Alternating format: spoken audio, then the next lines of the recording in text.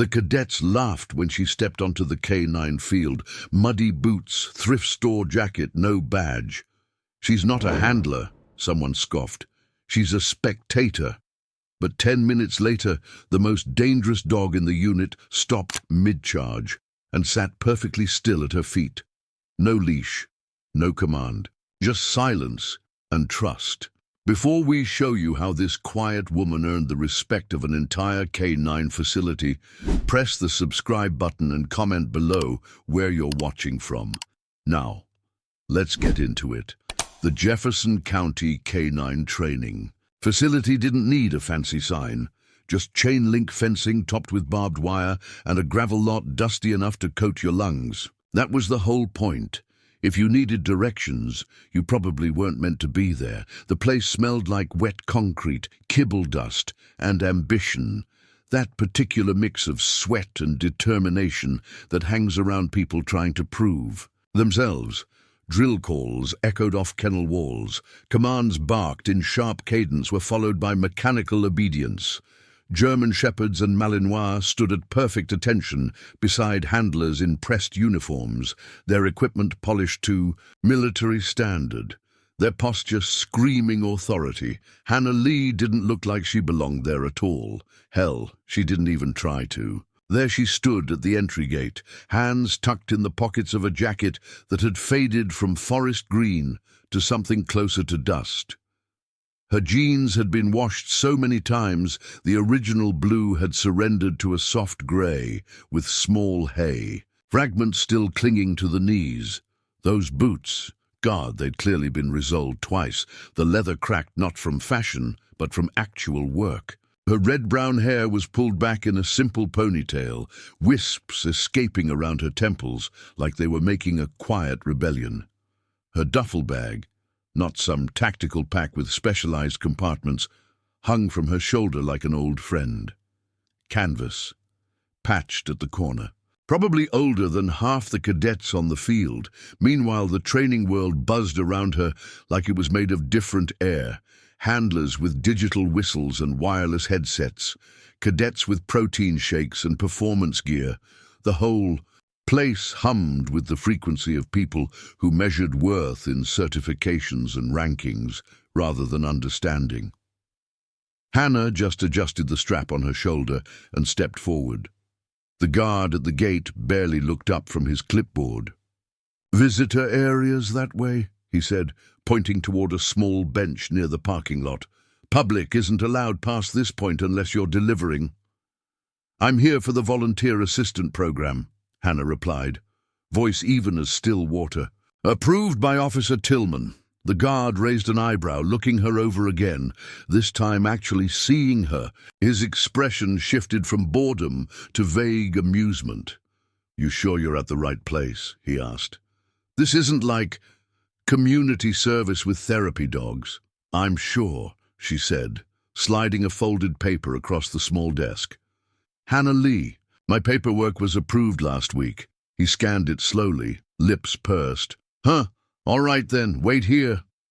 Across the yard, a dark, broad-shouldered Malinois suddenly lunged against his leash, dragging a red-faced handler in skidding circles. The dog's bark wasn't playful. It was the sound of frustration turned to fury. "Jesus, breaker, heel!" the handler shouted, voice cracking with strain. The dog ignored him completely. A silver-haired officer strode across the field, voice sharp as he barked commands at both dog and human. "Control your animal, Lewis. He senses your weakness."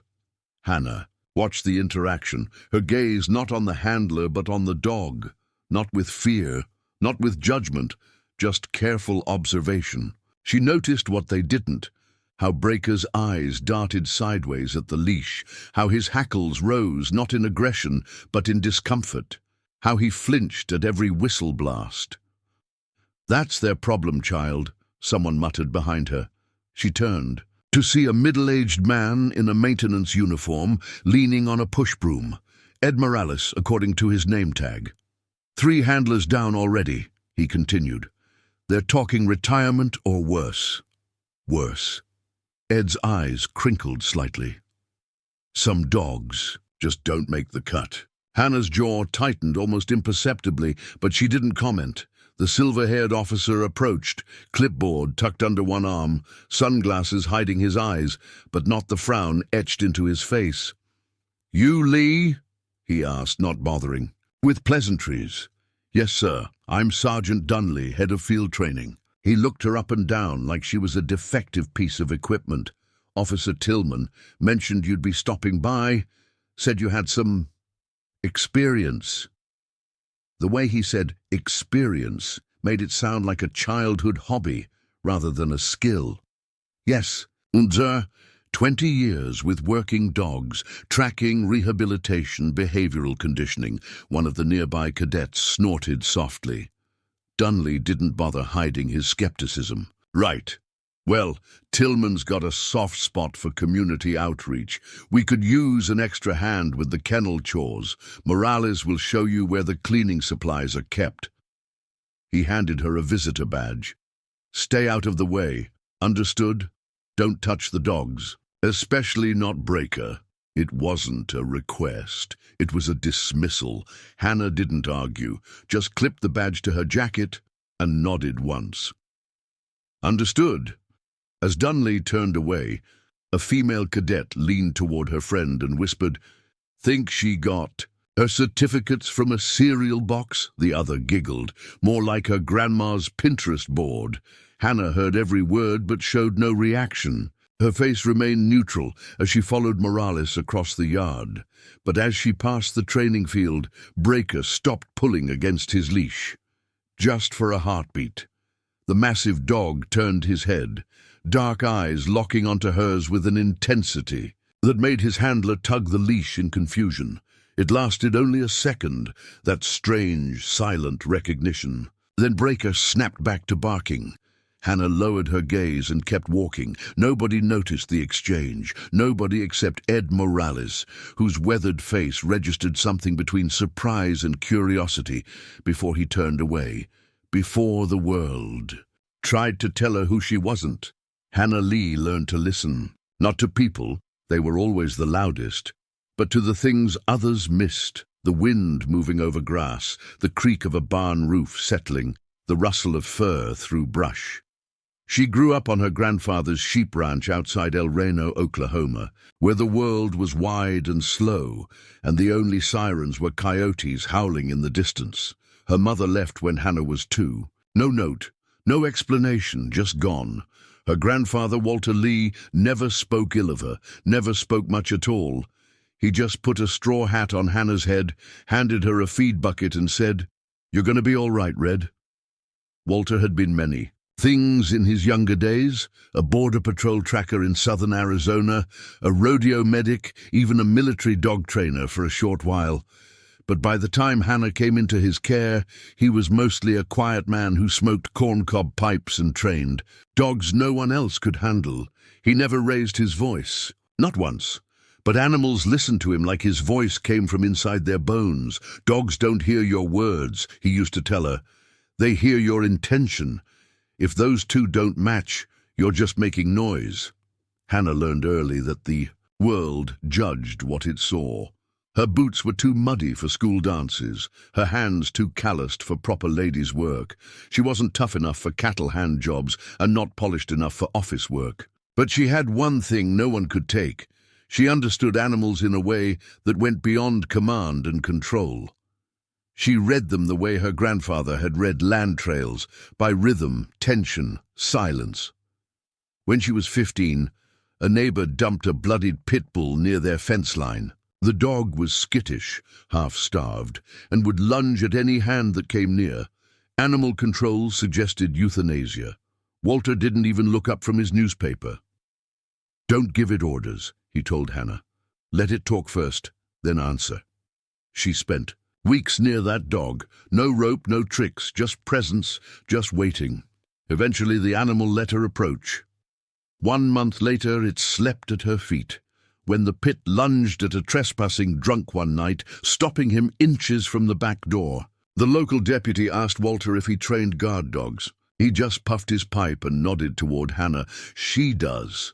She never went to college, couldn't afford it, didn't want it. She stayed on the ranch until her grandfather passed 3 years ago.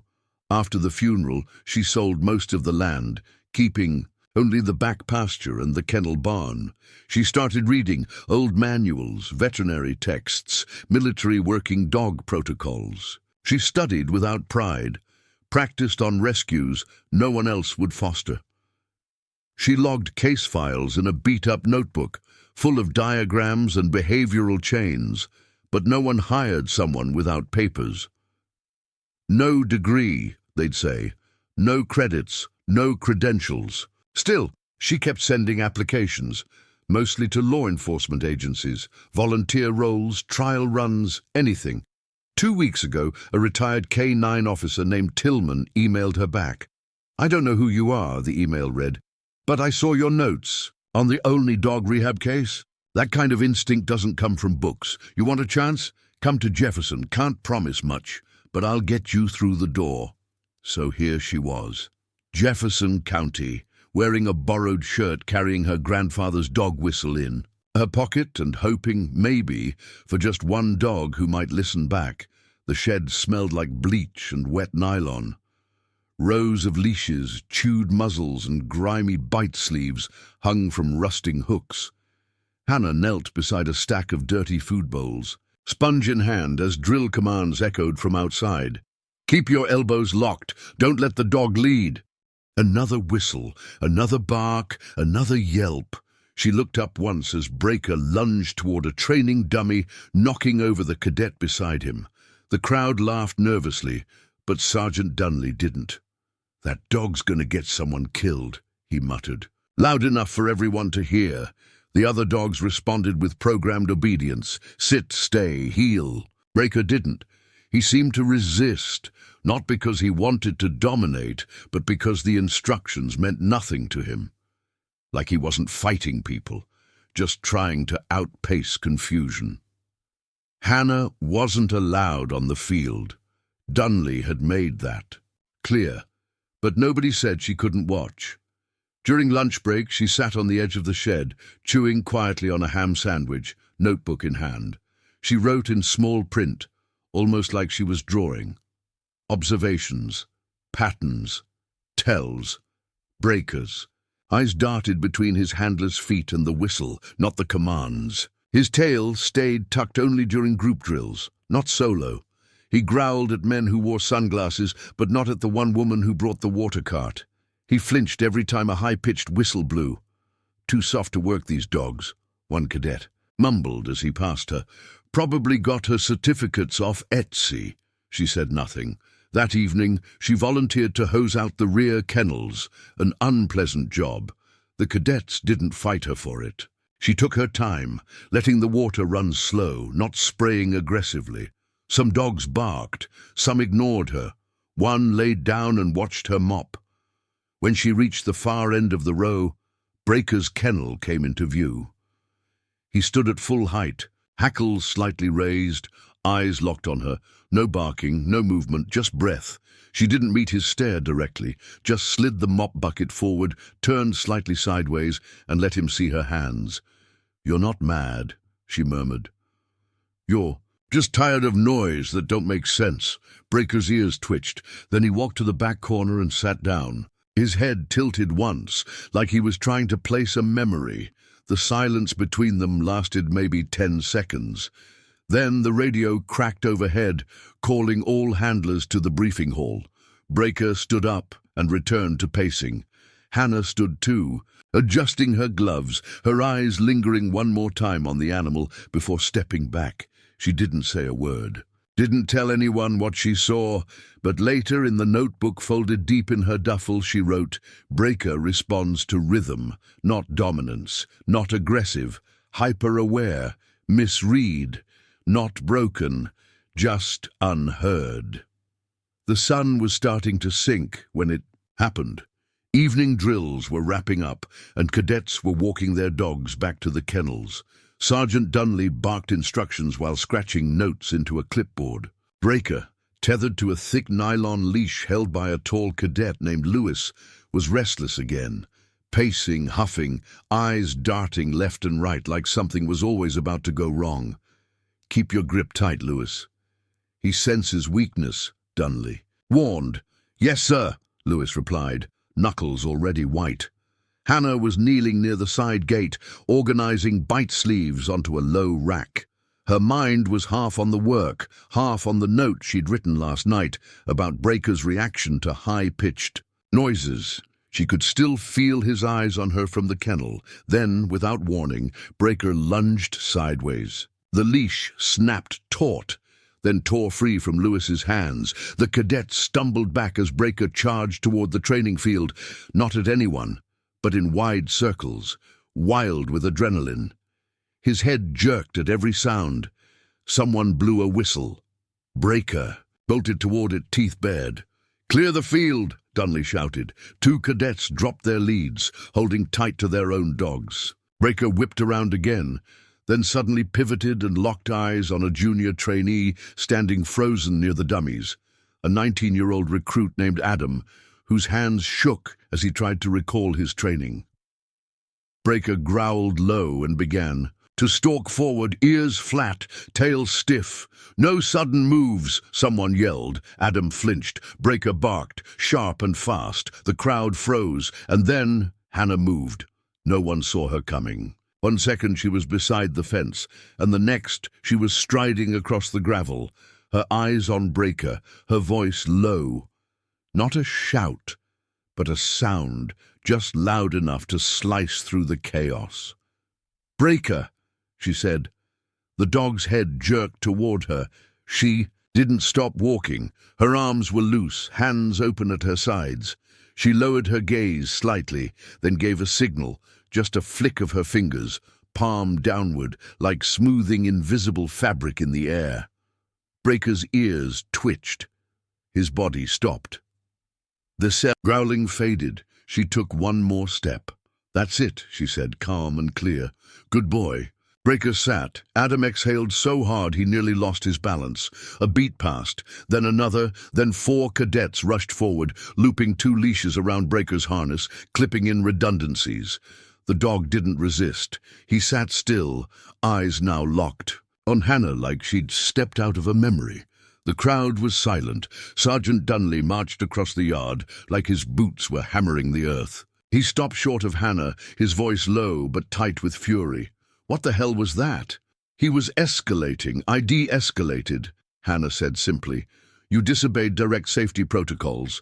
You endangered yourself and others. No one was hurt. That's beside the point. It's actually the whole point." Dunley glared, then looked past her toward the cadets, who were now walking Breaker back toward the kennels, calm, obedient, silent. He turned back to Hannah. "Pack your things. You're done here. This isn't some backyard obedience class, Miss Lee. We don't gamble with rabid dogs and instinct." Hannah didn't argue. She nodded once. Then she walked back toward the shed as the whispers started spreading behind her. The sun had fully set by the time Hannah reached the back lot where her truck waited. She placed her duffel in the bed, the motion slow, deliberate. The dust in the air was thick with everything left unsaid, doubt, anger, and just the faintest undercurrent of regret. She didn't cry. She never did for things like this. You can't mourn what you never truly expected to be yours. She was reaching for the driver's side door when a voice cut through the dark. "You move like him, you know." She turned. A man in his 60s stood leaning against the shadows of the equipment. Shed sleeves rolled to his elbows, ball cap low over his eyes. He held a thermos in one hand, a slow smile in the other. "Excuse me?" she asked, not defensive, just cautious. "Walter Lee," he said. "Used to work dogs down near El Reno. Your grandfather, right?" Her chest stiffened. "You knew him?" "Didn't. Just know him, learned from him. Way back before GPS trackers and electronic collars, when tracking meant belly to dirt and dogs meant partners, not tools." He stepped forward into the yard light. Ed Morales, name stitched in faded thread over a shirt older than most cadets. They called him Ghost Hand, Ed said, smiling faintly. Said he could calm a dog just by being near it.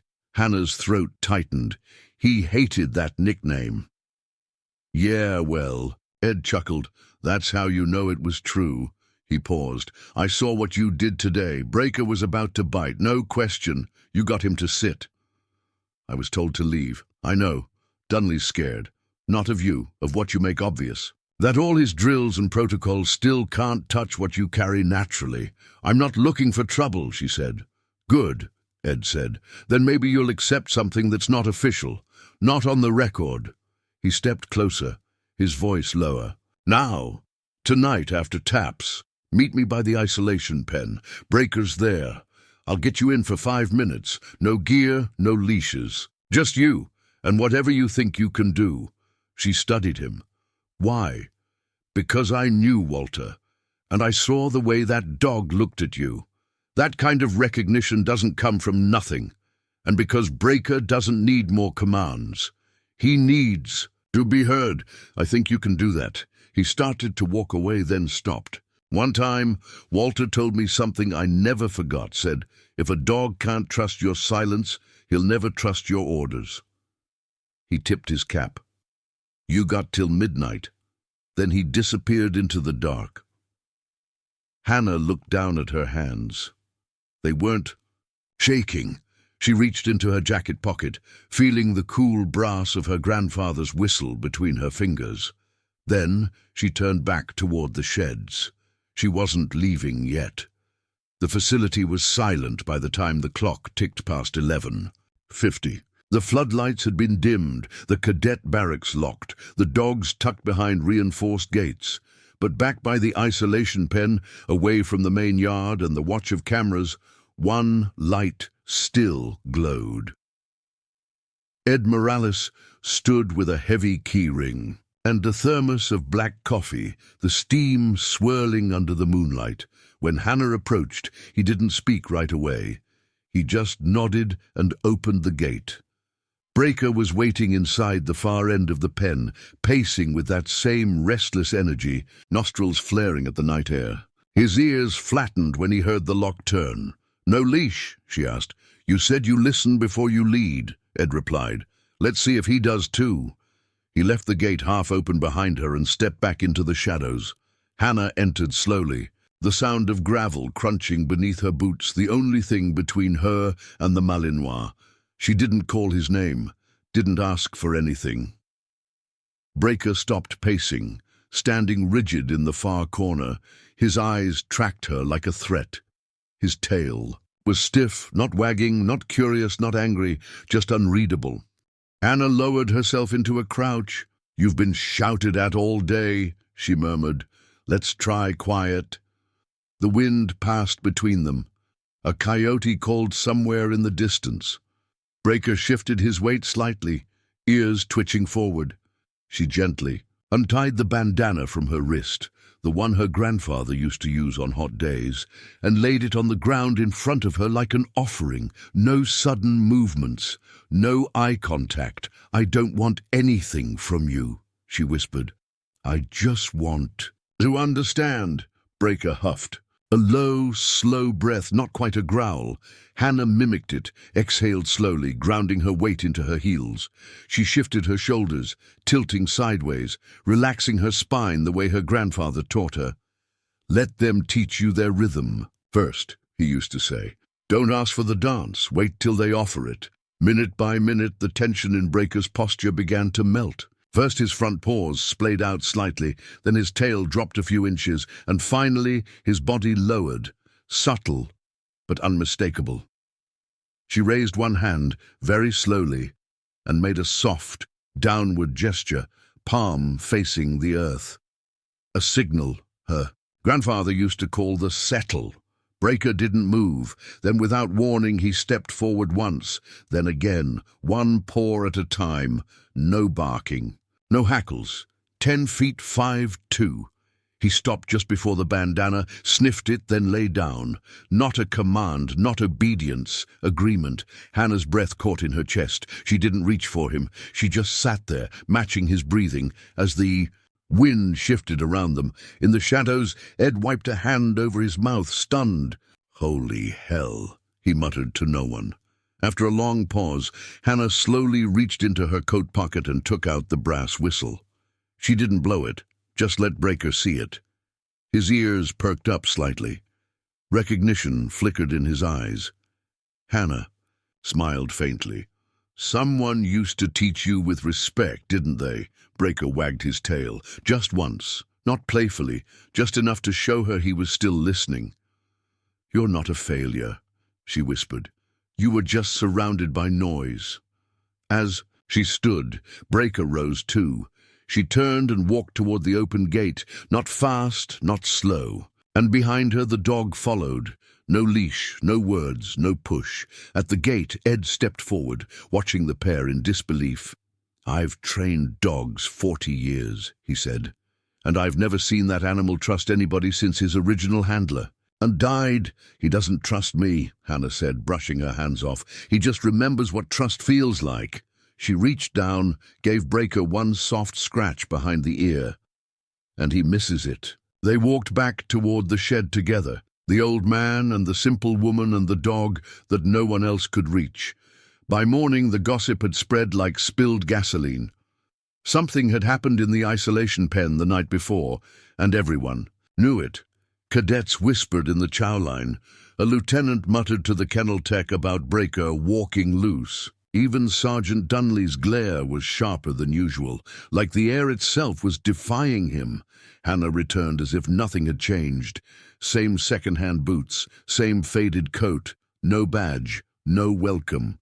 Dunley approached her as she stepped onto the edge of the training field, clipboard in hand like a gavel. "You weren't cleared to interact with Breaker last night," he said flatly. "I should be calling Officer Tillman to revoke your clearance." "I didn't touch him," she replied. "Didn't use a leash. Didn't issue a command. You entered the pen. I listened. That stung worse than defiance." Dunley stared at her for a long moment, then gestured toward Ed Morales, who had just arrived carrying 2 folding chairs and an extra coffee. "You vouching for this?" Dunley asked him. "I am." "And if she's bluffing?" Ed shrugged. "Then it'll be quick and embarrassing for her, won't it?" Dunley exhaled through his nose and turned toward the crowd of cadets already gathering near the central demonstration field. 5 minutes, he snapped. 1 dog, no leash, no gear. You fail, you leave for good. Hannah didn't respond. She simply walked to the center of the ring. Ed opened Breaker's gate. The crowd held its breath. Breaker trotted onto the field with casual confidence. No muzzle, no leash. For a heartbeat, it was as if he were just another working dog, until he paused beside Hannah and looked up at her, ears perked. She didn't say a word. She raised 2 fingers. Breaker circled behind her and sat. Gasps rippled from the edge of the ring. She made a small clockwise gesture, and Breaker rose, pivoted, and walked a tight circle around her, loose, calm, precise. Then she stepped backward, gave a downward signal, and Breaker dropped into a downstay so smoothly it looked rehearsed. "No way," someone whispered.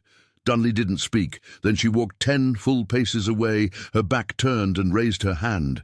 Breaker trotted to her side and sat again. Silence. Even the dogs in the kennels had gone still. Dunley walked into the ring. "Breaker," he said sternly. "Here." The dog didn't move. Hannah knelt. "Breaker," she said softly. "Go on."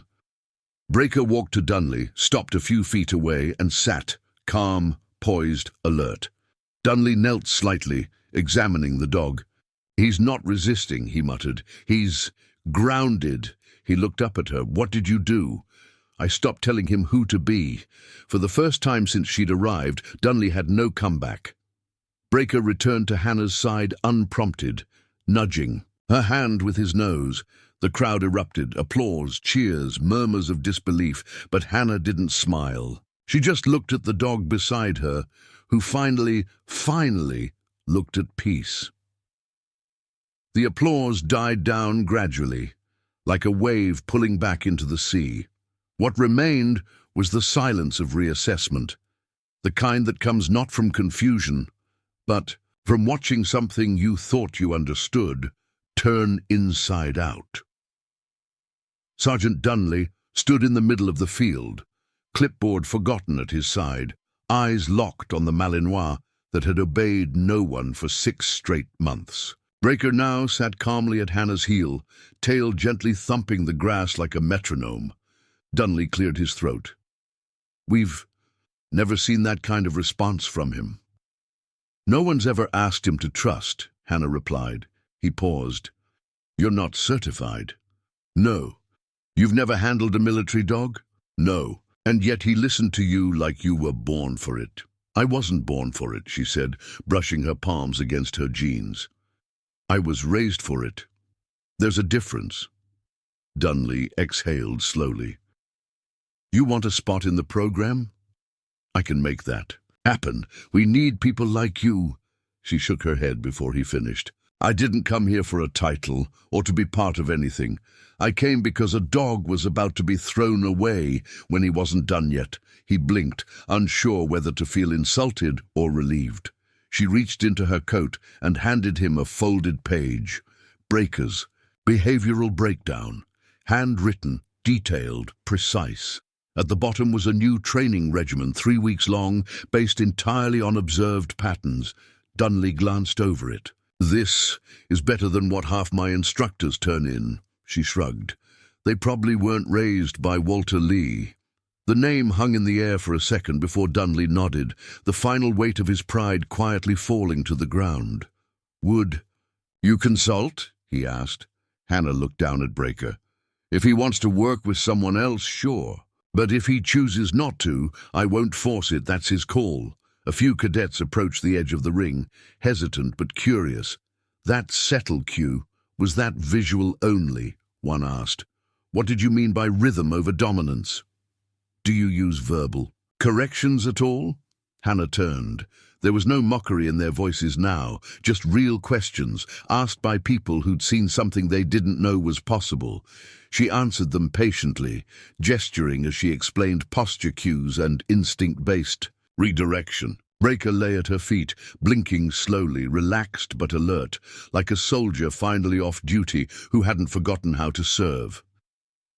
Ed Morales stepped up beside her. "Told you, the girl's got her grandfather's way." "I'm not him," Hannah said. "No," Ed agreed. "You're something else." As she walked toward her truck later, Breaker trotted behind her. When she opened the driver's side door, he paused, looked up. She patted the passenger seat. "You want to come? You come. No orders."